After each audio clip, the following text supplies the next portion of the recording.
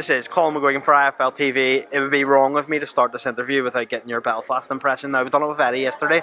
He ended up sounding like he was from a lovely place called Macrofelt. Shout out Macrofelt. Do you know what? Macrofelt was the first place I ever came to Ireland and did a show. What?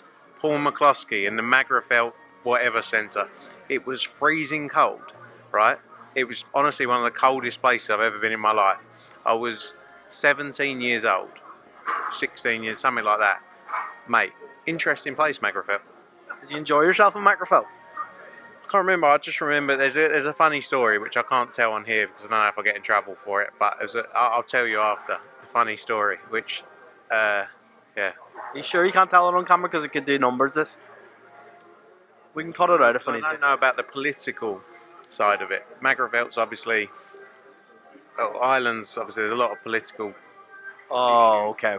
And it was when I turned up and I was 16 years old and we were going in and there was like police everywhere, right? This was before it even started. It was earlier in the day and there was police dogs and everything. I said, someone, what's going on here? And they said, oh, they think there's a bomb in there. And I said, well, why are we walking in there? Bear in mind I'm 15 years old, or 16 years old at the time.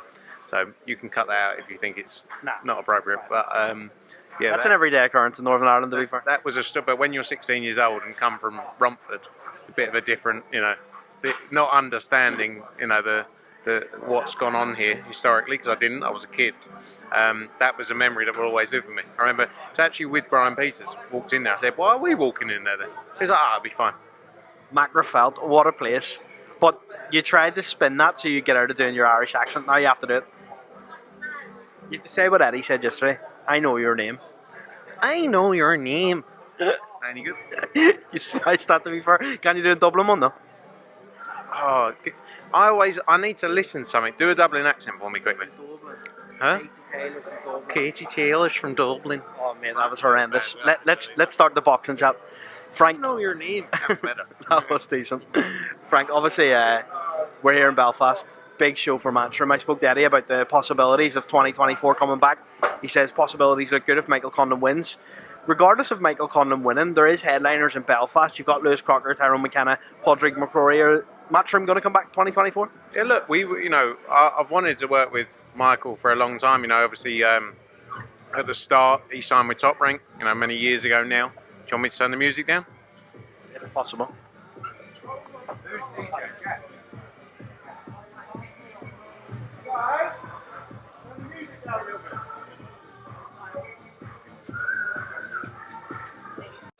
And so obviously you want to work with Michael Condon for a while. Back in Belfast, is this like a partnership that's going to go forward into 2024 and beyond? Yeah, look, it's obviously a long-term deal with Michael, and great to be working with Michael and Jamie. Great to deal with, and to bring shows here. I think it's been 6 years since we were back here. I think it was Ryan Burnett back then. Before that, obviously many shows with Carl Frampton back at the back in Belfast, and some of the best atmospheres we've ever seen. And 100% we want to come back here.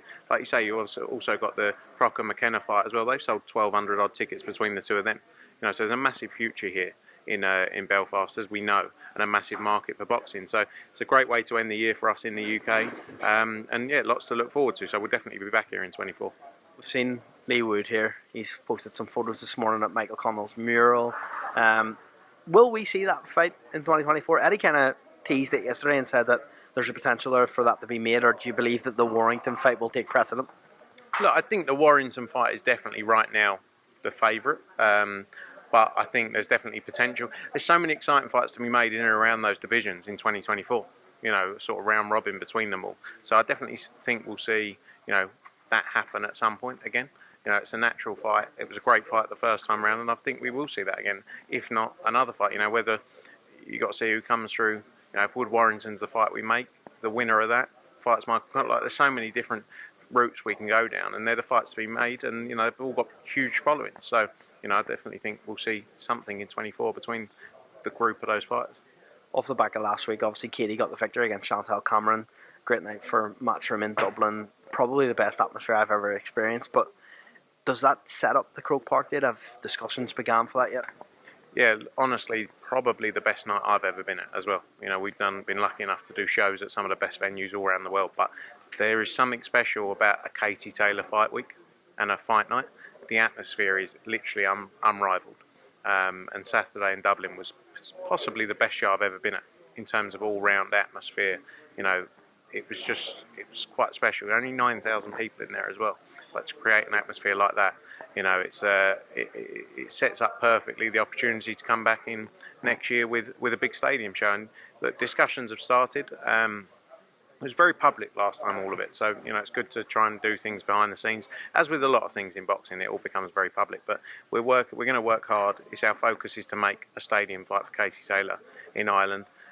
We feel she deserves it as part of her legacy, and I'm confident we'll get it done. So, yeah, discussions have started there, and hopefully some news soon.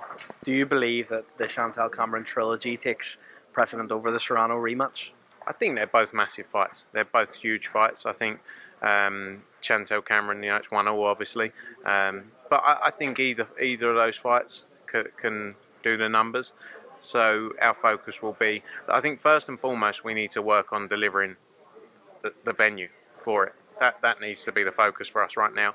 But both of those fights do huge numbers, and they'll be the focus for us. But I'd love to see the Chantal Cameron fight. As you know, we don't represent Amanda Serrano. We obviously represent Chantal Cameron. Our job is to deliver the biggest possible opportunities for the fighters we represent. And I feel maybe today it's not something she'll be looking at going, I want to go back to Dublin. But I think over the next few weeks, as those feelings sort of, as it becomes a bit. Time's a bit of a healer with things, you know. And right now, she probably, like I say, doesn't want to be coming back to Dublin. But I definitely think, you know, if we can make that fight happen, it's the right thing to do. I'm sure you've seen yesterday Ryan Garcia outburst on stage with Oscar behind him. What did you make of that whole situation? Yeah, look, it's never ideal, you know. Obviously, you're not always going to get on every day. Like, you know, at the end of the day, we need to deliver the best for all our fighters, as does every promoter. Sometimes things can happen which make it tough. I don't really want to go into too much. I'm not involved. I don't really understand enough about their relationship, to be honest. But it's never good to see around, you know, a fight, sort of things like that happening. But yeah, I don't know enough about their relationship and what's gone on to give an answer, if you know what I mean. I'm not directly involved in it. But, you know, you really want the fighter to be focused on fighting, not have anything else in their minds. Frank, I do need to ask the question about Conor Benn. Obviously, we've seen on TalkSport Robert Smith come out. Eddie kind of went off a bit yesterday to say he doesn't understand why there's an agenda against Conor Benn in his opinion. And he said that, you know, Robert Smith has went down the wrong route by publicly talking about a fight that isn't made yet. Just your thoughts on that? Yeah, look, Eddie covered it all yesterday. I can't really add much more to it than what he's already said. You know, we've got to make the fight first. You know, and that's the focus, and then we go from there. As we sit here today, the fight's not signed, otherwise it would be announced. You know, we've been very public over time around our view on things. But yeah, I can't add too much more on top than what he's already said. You know, disappointed, I guess, in the way things have been handled a lot of the time with this. You know, and but we got to make the fight, and that's first and foremost. Before, you know, otherwise we're all talking about hypotheticals with questions that we answer that may not even be relevant. Does that mean, though, potentially that if the board aren't going to sanction it, you'll still do this fight in Britain and potentially use the likes of a Luxembourg commission or another commission? That we want to make the fight happen in the UK. February 3rd's the date at Tottenham Hotspurs. Is that date completely confirmed now, that will be the date if it happens? I think, look, we got Jan 27th as well, but it's more unlikely now as the weeks tick on. You know, we're 9 weeks away from it this Saturday, so we need especially for a fight of this magnitude, we need every extra day we can. And yeah, that's the aim for us, is to make the fight in the UK. Looking forward to the Matchroom schedule for next year. Eddie spoke about Mungia Rider, which is going to be a Golden Boy show, he said, likely in January in the US. Is that going to land in Vegas? I don't believe so. I think, you know, still some work to be done on that. Hopefully we can get that over the line soon, but it's a brilliant fight. It's a brilliant fight for the schedule, and glad we could get it done. In terms of your schedule and when that announcement will come, can you give us any idea of a few shows that will start the year next year? Obviously, Berlanga McCrory being one of them. Your favourite? I mean, you must be on a commission, to be honest. Did they? News hopefully soon. We're working on very much January and February now. I'll be honest with you, one of the big pieces in there is obviously the Eubank Benn piece, which, you know, it affects everything really. So that's why we're probably a week or so behind where we'd like to be. But that's obviously a focus for us, and then everything plays off of there. But we're working hard to get the schedule up and running. I think we'll start later in January, and then a show nearly every week. Obviously, the next few weeks busy before Christmas for Matchroom. Looking forward to the next week in San Francisco for Henny Pro. Yeah, huge night in San Francisco, and it's done massive numbers. Even more than I think we thought it would.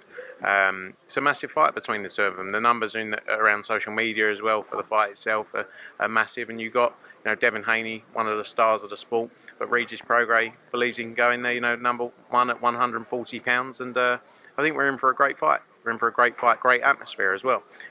Boxing hasn't been in San Francisco for a long time. I think even back to when we were doing Andre Ward against Paul Smith back there many years ago. That was actually in Oakland. So excited to get back there, and I think we're a great way to. Actually, it's not even ending the year, is it? We've got even more bigger nights after that as well. So that's going to be a great night. And then December 16th, probably one of the best fights in boxing this year between Jesse Bam Rodriguez and Sonny Edwards. That fight's going to set up some big nights in 2024 as well, and then ending it all in Riyadh on December 23rd.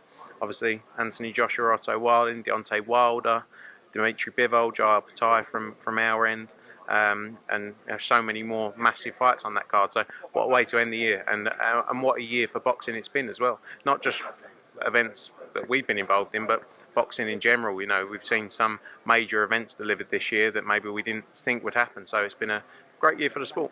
Last one from me. The Japan deal that you're the head of, when is it going to be? Yeah, the head of Matchroom Japan. When is that going to be announced? Prize fighter type of situation, and any UK fighters going to land on that? Yeah, look, we'll have UK and US fighters on the card on there. We're working hard to get it all together. It's a new market for us, so it takes a lot of work, and we want to get it right. We don't want to rush it. January was the date we were looking at, January 20th. I think it will move off of that now.